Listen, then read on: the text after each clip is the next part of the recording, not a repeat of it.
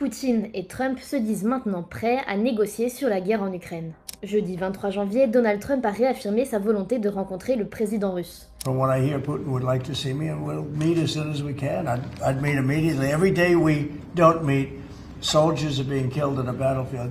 Vladimir Poutine lui a répondu vendredi 24 janvier. Мы всегда говорили, хочу это подчеркнуть еще раз, мы готовы к этим переговорам по украинской проблематике, но здесь тоже есть вопросы, которые требуют. Ni Moscou ni Washington n'ont avancé de réel calendrier pour cette rencontre tant attendue. Vladimir Poutine attend des signaux de Washington pour entamer les discussions. Les positions de Donald Trump sont difficiles à cerner et depuis sa réélection, la Russie, l'Ukraine et leurs alliés attendent de voir la stratégie qu'il va adopter.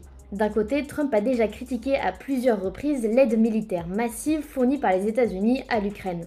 De l'autre, le chef d'État américain a aussi mis en garde Moscou récemment. If they don't settle this war soon, like almost immediately, I'm going to put massive tariffs on Russia and massive taxes and also big sanctions. Lors d'un discours au Forum économique mondial de Davos, Donald Trump a menacé de baisser les prix du pétrole.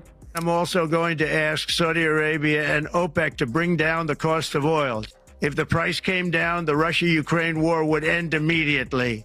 Objectif, limiter les revenus de Vladimir Poutine et le pousser à envisager une résolution du conflit en Ukraine. Le porte-parole de la présidence russe Dmitry Peskov lui a répondu vendredi que la guerre ne dépend pas des prix du pétrole et découle d'une menace pour la sécurité nationale russe. Мы слышим о возможности введения дополнительных санкций в отношении России.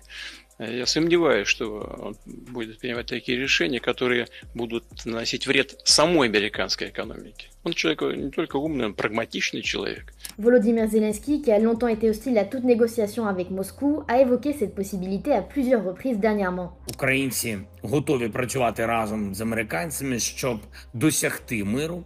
Справжнього миру – це шанс. Mais Kiev a annoncé ce vendredi 24 janvier être opposé à toute négociation de paix entre Vladimir Poutine et Donald Trump si l'Ukraine et l'Europe ne sont pas impliquées. L'Ukraine est à la peine sur le front et souhaite de solides garanties de sécurité de la part des Occidentaux. Kiev craint d'être poussé à la table des négociations en position défavorable et de devoir céder ses territoires occupés par la Russie.